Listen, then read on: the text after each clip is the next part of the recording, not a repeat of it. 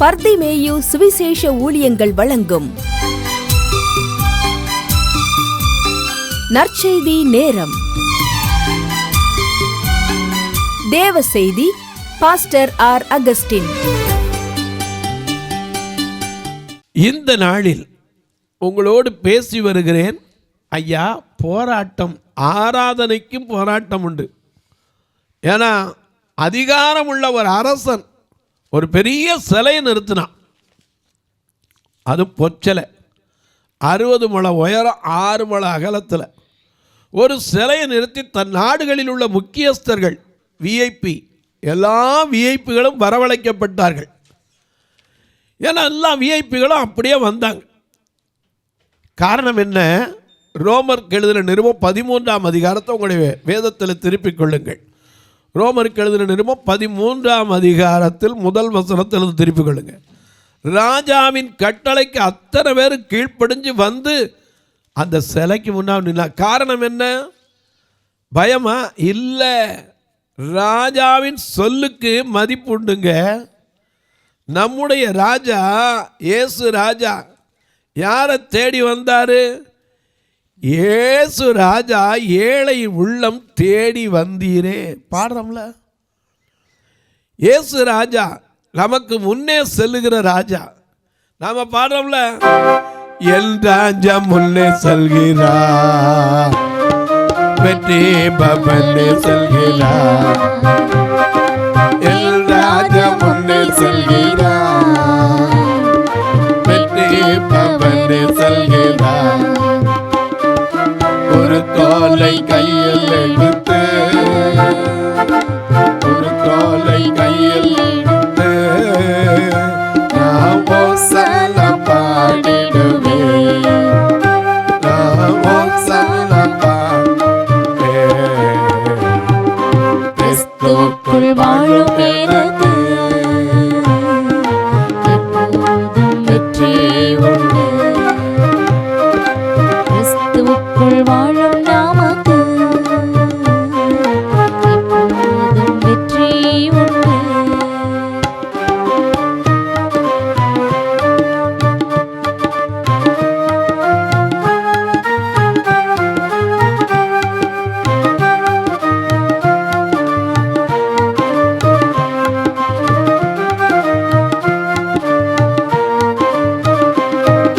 சாத்தானின் அதிகாரம் எல்லாம் என்னே சற்பனைத்துக் கொண்டார்.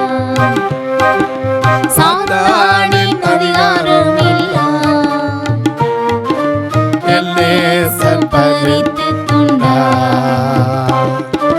சிலுவையில் அறைந்து விட்டார், சிலுவையில் அறைந்து விட்டார்.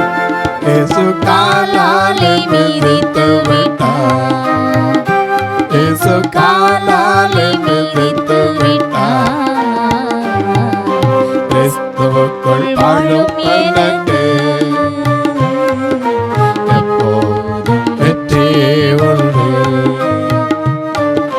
கிறிஸ்துவுக்குள் வாழும் நமக்கு எப்போதும் வெற்றி உண்டு.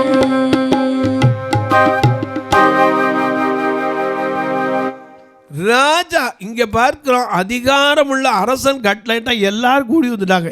ஏன்? வேதம் சொல்லுது, ரோமருக்கு எழுதின நிருபம் 13ஆம் அதிகாரம் முதல் வசனத்தில் பார்க்கிறோம், எந்த மனுஷனும் அவன் சாஸ்திரியா இருக்கலாம், நீதி சாஸ்திரியா இருக்கலாம், அல்லது யாரா இருக்கலாம், ஆனா எந்த மனுஷனும் மேலான அதிகாரத்திற்கு கீழ்ப்படிய கடவன். ஏனென்றால் தேவனாலே அன்றி ஒரு அதிகாரம் கிடையாது. இதைத்தான் நேபுகாத்நேசருக்கு 4ஆம் அதிகாரத்தில் உணர்த்தினார். ஏன்னா இவன் சொன்னான், யோவல்லவன் என் மகிமை, என் பிரதாபம், நான் கட்டிய மகா பாபிலோன். அடுத்த நிமிஷம் மாடாக்கிவிட்டார். இந்த வார்த்தையை சொல்லி முடிக்கும்னாலே இவன் மாடாகி போயிட்டான். அவனுக்கு தெரிகிற வரைக்கும் அவன் கிடந்தான். எங்கே? பனியிலையும் மழையிலையும் கிடந்தான். உன்னதமானவர் தமக்கு சித்தமானவருக்கு அதை கொடுக்கிறார் என்பதை உணரும் காலம் வரைக்கும் அவனுடைய காலம் கடந்து போனது. அப்போ தான் உணர்ந்தான், இப்போ உணரல. அதனால தான் அதிகாரத்தில் சொன்னா எல்லாரும் வாங்க, மேலான எந்த அதிகாரத்திற்கும் கீழ்ப்படியணும். ஏன்னா அதிகாரம்ங்கிறது தேவனால் அன்றி ஒருவனுக்கும் உண்டாயிருக்கிற அதிகாரங்கள் தேவனாலே நியமிக்கப்பட்டிருக்கிறது. நாம கேட்போம்ல, ஏன் பார்வோனெல்லாம் அரசனாக்காம இருக்கலாம்? ஏறோ அதில் அவரில் நியமிச்சிருக்காரு. அவரில் அவர்கிட்ட காமிக்கணும். ஏன்னா அவருடைய வல்லமை என்ன?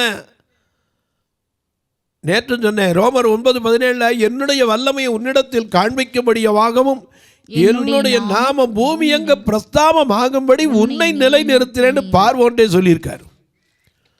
எனக்கு அன்பானவர்களே, எந்த அதிகாரத்துக்கு எதிர்த்து நிற்கக்கூடாது. ஏன்னா தேவனால் என்று ஒரு அதிகாரம் கிடையாது. அதிகாரத்திற்கு எதிர்த்து நிற்கிறவன் என்ன செய்யறான்? தேவனுடைய நியமத்திற்கு எதிர்த்து நிற்கிறான். எதிர்த்து நிற்கிறவர்கள் தாங்களே ஆக்கினைகள் வருவித்துக் கொள்கிறார்கள். ஏன்னா ராஜாவின் கட்டளை கூடி வரனா தண்டனை அனுபவிக்க வேண்டி வந்துடும். நமக்கு அந்த பயம் கிடையாது. நம்ம ராஜா என்ன சொல்லியிருக்காரு? எப்பா வாங்கப்பா வாங்கப்பா, எல்லாரும் வாங்கப்பா கூப்பிட்டுட்டா இருக்காரு. வருத்தப்பட்டு பாதங்கள் சுமக்கின்ற மகளே, வருத்தப்பட்டு பாதங்கள் சுமக்கின்ற மகளே, நீ வருவாயா இயேசு உனக்கு வாழ்வு தந்திடுவார். நீ வருவாயா இயேசு உனக்கு வாழ்வு தந்திடுவார். அவன் மன்னிப்பின் நிச்சயத்தை பெற்றுக்கொள்ள வேண்டும். பரலோகத்தில் ஓரிடம் நீ பெற வேண்டும். இயேசு தருகிறார், இன்று தருகிறார். இயேசு தருகிறார், இன்று தருகிறார். அதற்காகத்தான் சிலுவையிலே ரத்தம் சிந்திவிட்டார். அதற்காகத்தான் சிலுவையிலே ரத்தம் சிந்திவிட்டார். மேலான எந்த அதிகாரத்தையும் ஏற்று நிற்க கூடாது. ஏன்னா அதிகாரிகள் எதுக்கு நியமிச்சிருக்காரு தெரியுமா? நற்கிரியைகளுக்கு அல்ல, துர்க்கிரியைகளுக்கு. அதனால இங்க துர்க்கிரிய ஒரு சிலையை செஞ்சு நிப்பாட்டி எல்லாரையும் வாங்கணும். இப்ப எல்லாரும் வந்து நின்னாச்சு. நின்ன உடனே அறிவிப்படுறார். இப்ப தானியேல் 3ஆம் அதிகாரத்துக்கு வந்துருங்க. எல்லாரும் கூடி வந்து அந்த சிலைக்கு எதிராக கூடி இருந்தாங்க. அப்ப ராஜா ஒரு அறிவிக்கிறார், வாசிங்க. என்ன அறிவிக்கிறாரு? தானியேலின் புஸ்தகம் 4ஆம் வசனத்தை வாசிங்க. கட்டியக்காரன் யாரு? அதாவது தண்டோரா போடுறவன், அதான் கட்டியக்காரன். அந்த காலத்தில் ராஜா வர்றதுக்கு முன்னாடி அறிவிப்படுவான், கட்டியக்காரன் ராஜா வருகிறார், ராஜா வருகிறார், ராஜா வருகிறார்னு. அதை மாதிரி எதை அறிவிக்கிறனாலும் அந்த கட்டியங்காரன் தான் அறிவிப்பான். கட்டியங்காரன் உரத்த சத்தமாய் சகல ஜனங்களும் ஜாதிகளும் பாஷைக்காரருமான உங்களுக்கு அறிவிக்கப்படுகிறது என்னவென்றால், சிதலான் சகல ஜனங்களுக்கும் அறிவிக்கப்படுகிறது என்னவென்றால், எக்காளம் நாதஸ்வரம் கிண்ணறம் வீணை என இங்க எல்லா வாத்தியமும் இருக்கு. எனக்கு அன்பானே, எக்காளம்ங்கிறது ஒரு நாள் தொனிக்க போகிறது. ஆமென். அந்த எக்காலம் தான் மீதியானியரை துரத்துவதற்கு கிதியோன் கையில் இருந்தது. நீங்களும் நானும் எக்கால சத்தத்தை எவ்விடத்தில் கேட்குறோமோ அதை விட்டு தள்ளி போகக்கூடாதுன்னு ஆண்டவர் எரேமியால எழுதி வைத்தார். எனக்கு அன்பானுடைய எக்கால சத்தம் பெருந்தொனியாக முழக்கும் போது பாளையம் கிளம்பணும். இப்படி பல காரிய எக்காலத்தை குறித்து இருக்கிறது. அது ஒரே தகட்டால் பூரிகை செய்யப்பட வேண்டும். அதை 2 தரம் முழக்கிறான் ஒரு அர்த்தம், ஒரு தரம் ஊதுனா அர்த்தம், எல்லாத்துக்கும் அர்த்தம் இருக்குது. இந்த எக்காலம் நாதஸ்வரம். நாதஸ்வரங்கிறது என்னது? கல்யாணத்துக்கு கூட என்ன செய்யணும்? வாசிக்கிறாங்கல்ல. ஏன்னா நம்ம பாடுறோம்ல எல்லாத்துக்கும். பி பி ஆகா பி பி பி நாதம் இல்ல, டும் டும் டும் மேளம் இல்ல. பி பி பி நாதம் இல்ல, டும் டும் டும் மேளம் இல்ல. அலங்கார மேளை இல்ல, ஆட்கள் அங்கே குடை. மண்ணாங்கட்டி மாப்பிள்ளை எலும்புலதா பொண்ணு, மண்ணாங்கட்டி மாப்பிள்ளை எலும்புலதா பொண்ணு. ஆதியிலே ஒரு கல்யாணம், ஏதேனிலே நடந்த கல்யாணம். ஆதியிலே ஒரு கல்யாணம், ஏதேனிலே நடந்த கல்யாணம். நாதஸ்வரம் என்ன ஒரு மங்கள இசை. நாதஸ்வரம் சத்தம் கேட்டாலும் சொல்லுவோம், என்ன கல்யாணம் நடக்குதாம்போ. வாத்தியத்தில் கூட பல விதம் இருக்குது. ஷனாய் வாசா துக்கத்துக்கு. ஏன்னா அந்த ஷனாய் அப்படி பெருந்தனையாக பார்க்கனா அன்றைக்கி வரணும்னு சொன்னாங்க, என்ன துக்க இசை வருது. ஒவ்வொன்றுக்கும் இசையில் கூட இருக்குது. இங்கே அழகாக இருக்கிறாரு. நான் அதாவது என்னென்னது முதல்ல வந்து வாசிக்க பார்ப்போம். சகலவித வாத்தியங்கள், அங்கே வாத்தியங்களை வரிசையாக எழுதியிருக்காரு. எக்காலம், எக்காலம், நாதஸ்வரம், கிண்ணரம். கிண்ணரம்னா என்னது? இப்போ ஜலதரங்கம் அது இல்லை.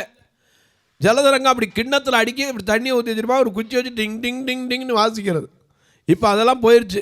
கிண்ணரம், வீணை, வீணை, சுரமண்டலம். வீணைங்கிறது உங்களுக்கு தெரியும், ஏன்னா வீணை பெருசாக இருக்கும். இப்போ எல்லாரும் தூக்கிட்டு போகிறதில்ல, அதனால கீபோர்ட்லேயே வந்துருச்சு. வீணை ஒரு மனுஷனை சந்தோஷத்துக்கும் இருக்கும், துக்கத்துக்கும் வாசிக்கலாம். ஏன்னா வீணைங்கிறது அதில் பெரிய கலைஞர்கள்லாம் உண்டு இன்றைக்கும். வீணை, சுரமண்டலம், சுரமண்டலம், தம்புரு. தம்புரு சுருதிக்க வேணும். இன்றைக்கி இசைக்கல்லூரிக்கு போனீங்கன்னா எல்லா இடத்துலையும் ஒரு தம்புரா, எவ்வளோ வேகத்தில் இன்றைக்கி இப்போ எலக்ட்ரிக்கல் தம்புரா வந்துருச்சு. அந்த தம்புரா வச்சு அப்படி காட்டிக்கிட்டே இருக்கணும்.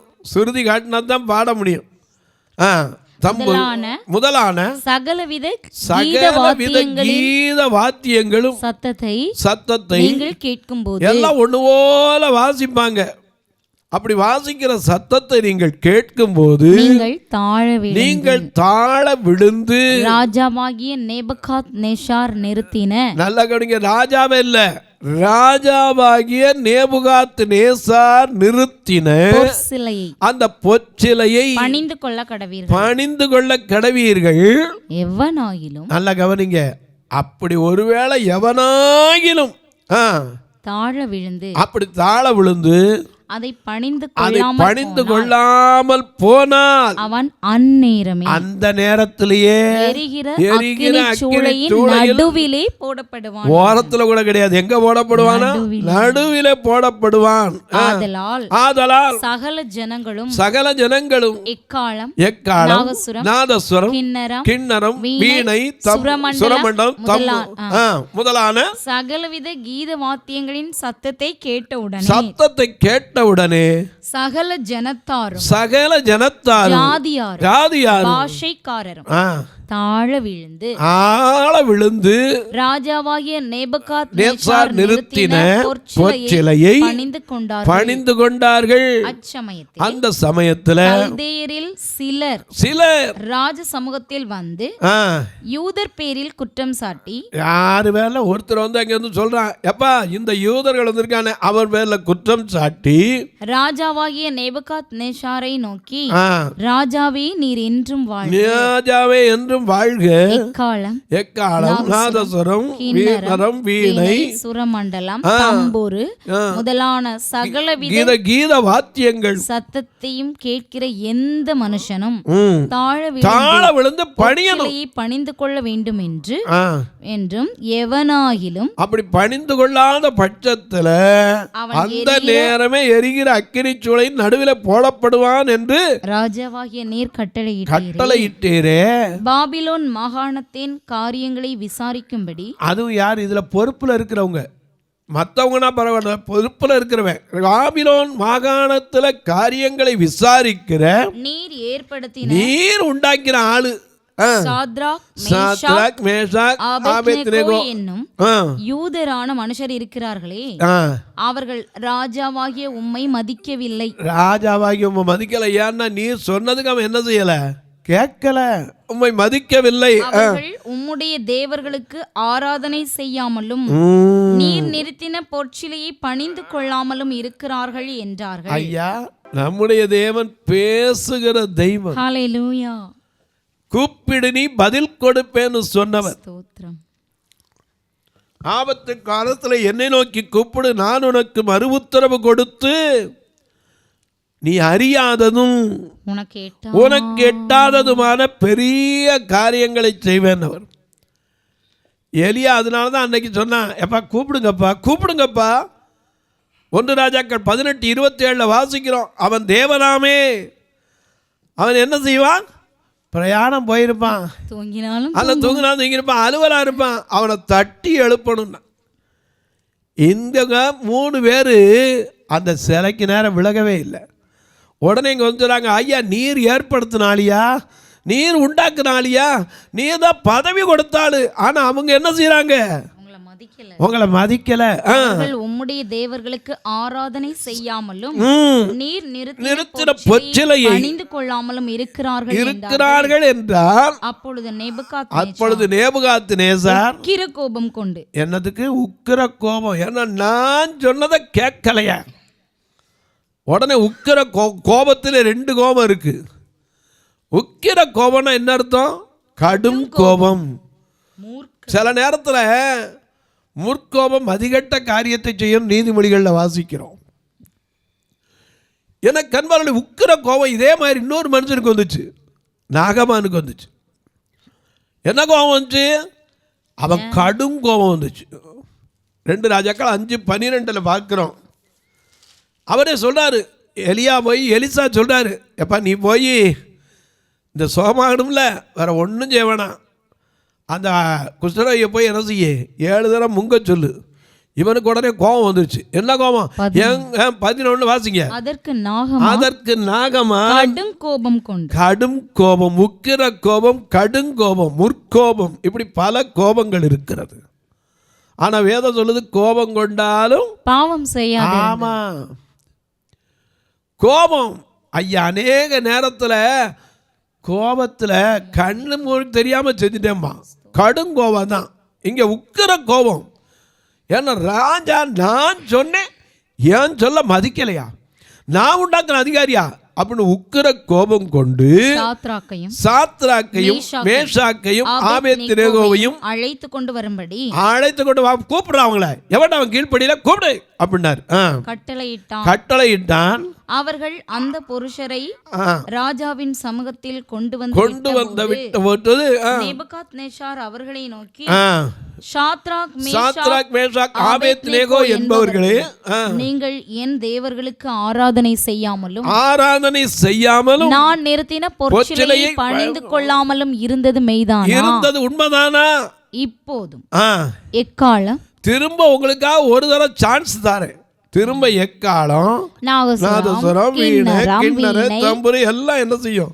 கீத வாத்தியங்கள் சத்தத்தையும் நீங்கள் கேட்கும் போது தாழ விழுந்து பண்ணி வைத்த சிலையை பணிந்து கொள்ள ஆயத்தமாயிருந்தால் நல்லது. அப்படி இல்லைன்னா பணிந்து கொள்ளாதிருந்தீர்களே ஆகில் அந்நேரமே அந்த நேரத்திலேயே எரிகிற அக்கினியின் நடுவிலே போடப்படுவீர்கள். உங்களை என் கைக்கு தப்புவிக்க போகிற இதுதான் மேட்டிமையான வார்த்தை. என் கைக்கு எவன்டா தப்பு வைக்க முடியும்? இப்படி சொன்ன எத்தனை பேர் அட்ரஸ் எல்லாம் போயிருக்காங்க. நான் என்ற வார்த்தை நம்ம வாயிலிருந்து என்ன செய்யக்கூடாது? வரக்கூடாது. ஆமா, நான் அல்ல அவரே எல்லாம். நம்ம அநேக நேரங்களில் பாடுறோம், இனி நான் அல்ல அவரே எல்லாம். எல்லாவற்றுக்கும் அவர் தான். ஏன்னா நம்மகிட்ட என்ன இருக்கு? ஒன்றும் கிடையாது.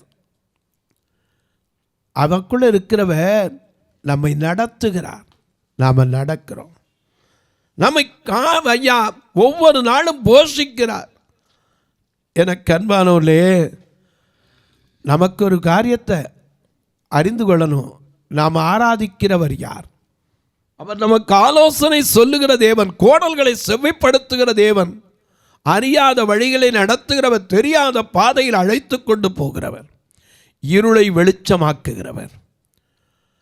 யோபு அதனால தான் சொல்றான், அவர் அருளின வெளிச்சத்தினால் இருளை கடந்து போனேன்னு யோபு 29ஆம் அதிகாரத்தில் சொல்லுகிறான். எனக்கு அன்பார்களே, கேட்குறான் கூப்பிட்டு, நான் சொன்னேன் அந்த அதிகாரத்தை கீழ்ப்படியாமல் இருந்தது மெய்தானா, உண்மைதானா? இப்போ உங்களுக்காக இன்னொரு சான்ஸ் தரேன். ஏன்னா நீங்கள் அதிகாரத்தில் இருக்கிற ஆட்கள், கவனம் இல்லாமல் இருந்துட்டீங்களாப்பா, திரும்ப இப்போ ஊத சொல்கிறேன். அப்படி ஊதும்போது திரும்ப பழிஞ்சு கொண்டா நல்லது, இல்லாட்டா அந்த நேரமே எரிகிற அக்கினி சூளையும் நடுவிலே போடப்படுவீர்கள். உங்களை என் கைக்கு தப்புவிக்கிற தேவன் யார் என்று சொன்னான்.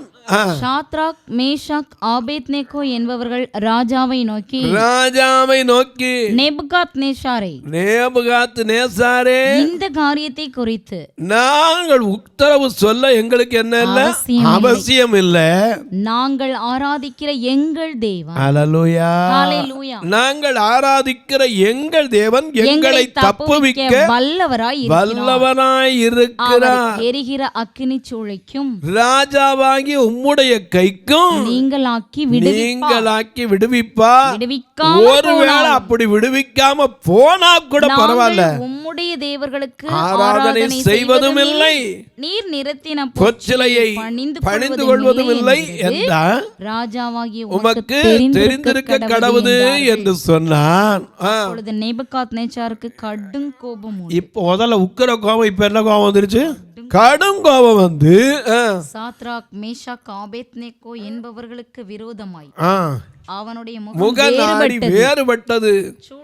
சாதாரணமாய் சூடாக்குவதை விட 7 மடங்கு அதிகமா சூடாக்கி அதுல தூக்கி எறிஞ்சான். ஆனா தூக்கி போட்டது 3 பேரு, அங்கே நடந்தது 4 பேரு. அந்த 4வது ஆளு யாரு? நமக்கு வாக்கு கொடுத்தவர். என்ன வாக்கு கொடுத்தவர்? தீ நடுமே நடந்தாலும் தீர்ந்து போக மாட்டேன், ஆறுகளை கடந்தாலும்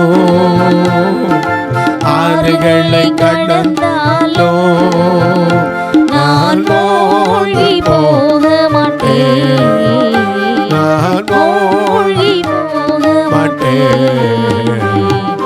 கிறிஸ்துவுக்குள் வாழும் எனக்கு எப்போதும் வெற்றி உண்டு, கிறிஸ்துவுக்குள் வாழும் நமக்கு எப்போதும் வெற்றி உண்டு, வெற்றி உண்டு, வெற்றி உண்டு, வெற்றி உண்டு, எனக்கு வெற்றி உண்டு, வெற்றி உண்டு, வெற்றி உண்டு, வெற்றி உண்டு, வெற்றி உண்டு, வெற்றி உண்டு, நமக்கு வெற்றி உண்டு, வெற்றி உண்டு, வெற்றி உண்டு.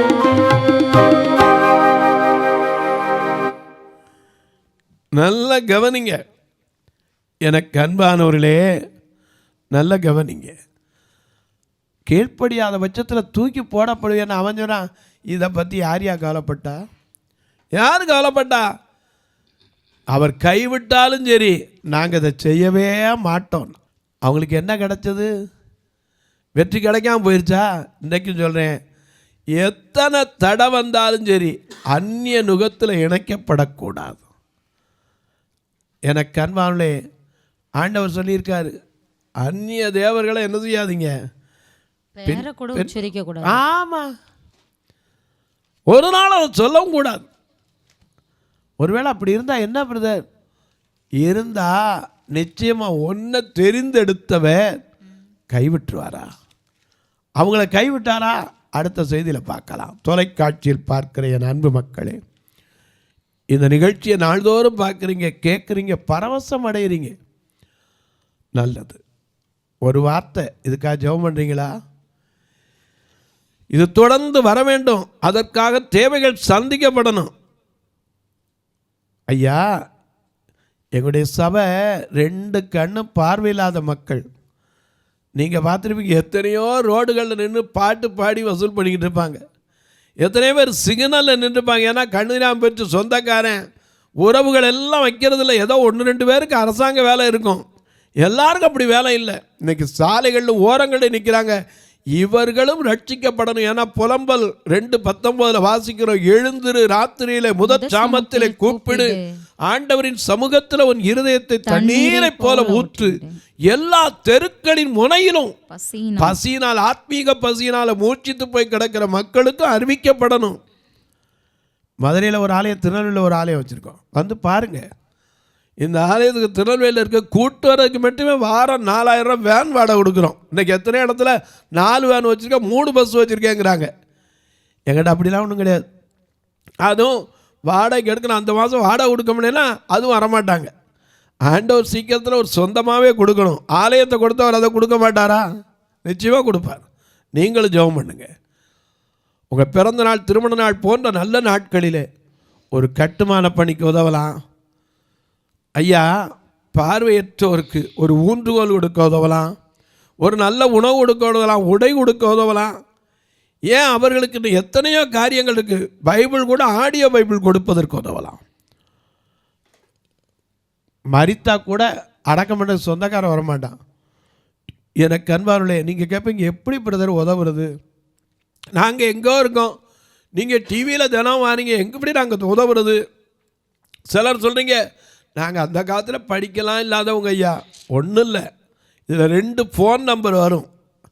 அதை உங்கள் பிள்ளைய படித்த பிள்ளைகிட்ட சொல்லுங்கள். அந்த ஃபோன் வழியாக ஜிபே, ஃபோன்பே, முந்தி காலம் மாதிரி நீங்கள் பேங்க்கு தான் போகணுன்னு இல்லை, போஸ்ட் ஆஃபீஸ் தான் போகணுன்னு இல்லை, இந்த ஃபோன் நம்பரை கொடுத்தாலே போதும் வந்துடும். அது மட்டும் இல்லை, அப்படி ஒருவேளை வேணும்னா கேளுங்க, நான் எல்லா டீட்டெயிலும் உங்களுக்கு சொல்கிறேன். அல்லது உங்கள் பக்கத்தில் இருக்க யாருக்காவது ஃபோனில் அப்படி சொல்லுங்கள், அனுப்பி வைக்கிறேன், நீங்களும் தொடர்பு கொள்ளலாம். அது மட்டுமல்ல, உங்கள் ஜெபக்காரியம் எது இருந்தாலும் காலை 10 மணிலேருந்து 5 மணிக்குள்ளே தாராளமாக தொடர்பு கொள்ளலாம்.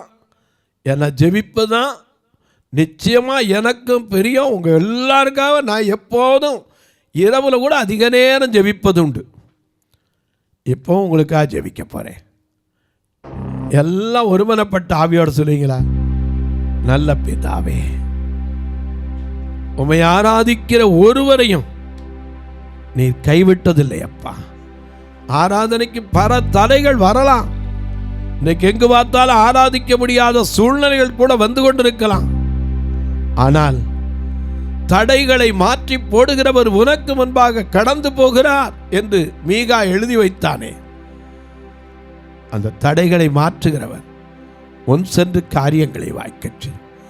யார் யார் எந்தெந்த போராட்டத்தோடு, வியாதியின் போராட்டத்தோடு, வியாதியின் கொடுமையினாலே, சுகர் பிரஷர்னால, சில வேளை பிள்ளைகளெல்லாம் இருந்து சொந்த பந்தங்கள் இருந்து கைவிடப்பட்ட நிலையில் இருக்கிற மக்களுக்காய் ஜெபிக்கிறேன். வயது முதிர்ந்தோருக்காய் ஜெபிக்கிறேன். வாலிப தம்பி தங்கையருக்காய் ஜெபிக்கிறேன். படித்திருந்து இன்னைக்கு வேலை இல்லாமல் இருக்கிற பிள்ளைகளுக்காய் ஜெபிக்கிறேன். இப்போதும் இந்த தொலைக்காட்சி முன்னாடி உட்கார்ந்து, ஐயோ என் பிள்ளை சிறைச்சாலையில் செய்யாத குற்றத்துக்காக பிடிக்கப்பட்டிருக்கிறான், அவன் விடுதலை வருமானா என்று கண்ணீர் வடிக்கிற மக்களுக்காய் ஜெபிக்கிறேன். வியாதி படுக்கையில் படுத்து படுத்து பெட்சோர், முதுகில் வயிற்றில் புண்ணுகளெல்லாம் இருந்தும் வேதனைப்படுகிற மக்களுக்காய் ஜெபிக்கிறேன். குழந்தை இல்லாத குடும்பங்களுக்காய் ஜெபிக்கிறேன். ஐயா, திருமண வயது வந்தும் ஐயோ என் பிள்ளைக்கு ஒரு வாழ்க்கை, திருமண வாழ்க்கை செய்து கொடுக்க முடியல, என் கண்ணீர் வடிக்கிற தாய் தகப்பன்மாருக்காய் ஜெபிக்கிறேன். ஒவ்வொருவருடைய கண்ணீரும் மாறட்டு, கவலைகள் மாறட்டு, வேதனைகள் தீரட்டு, விடுதலை கொடுப்பீரா. வானத்திற்கும் பூமிக்கும் சகல அதிகாரம் கொண்ட இயேசு கிறிஸ்துவின் ஈடு இணையற்ற வல்லமையுள்ள நாமத்தில் ஜெபிக்கிறேன் நல்ல பிதாவே, ஆமென். சபை ஆராதனை ஞாயிறு காலை 10 மணி முதல் 12 மணி வரை. இடம் பர்திமேயு சுவிசேஷ ஆலயம், அன்னை சத்யா நகர், இளமனூர் அஞ்சல், சக்கிமங்கலம் வழி, மதுரை மாவட்டம். பின்கோட் 625201 மற்றும் பர்திமேயு சுவிசேஷ ஜெப வீடு, flat number 107, Eden garden, Muthur, Tirunelveli. Pincode 627011. சிறப்பு உபவாச கூட்டம் ஒவ்வொரு மாதமும் 2வது சனிக்கிழமை காலை 10 மணி முதல் 1 மணி வரை நாகர்கோவில் YMCA ஹாலில் வைத்து நடைபெறுகிறது. மற்றும் ஒவ்வொரு மாதமும் 4வது சனிக்கிழமை காலை 10 மணி முதல் 1 மணி வரை திருநெல்வேலி புதிய பேருந்து நிலையம் அருகில் உள்ள கிரேஸ் ஹாலில் வைத்து நடைபெறுகிறது. எங்கள் எல்லா ஆராதனைகளிலும் கலந்து கொண்டு தேவனை மகிமைப்படுத்த அன்பாய் அழைக்கிறோம். உங்கள் உதாரத்துவமான காணிக்கைகளினால் இவ்வூழியத்தை தாங்க விரும்பினால் R. Augustine, account number 5021364331, IFSC code IDIB 000B066, Indian bank, BP Kulam, Madurai. GPay number 9842181917, BGM ministries மற்றும் 9442559772, பிளைண்ட் மினிஸ்ட்ரீஸ் அகஸ்டின். உங்கள் தொடர்புக்கு பாஸ்டர் R. அகஸ்டின், பர்திமேயு சுவிசேஷ ஊழியங்கள், நாகமலை, புதுக்கோட்டை மதுரை 625019. தொலைபேசி எண்கள் 9842181917 மற்றும் 9442559772. கர்த்தர் தாமே உங்களை ஆசீர்வதிப்பாராக.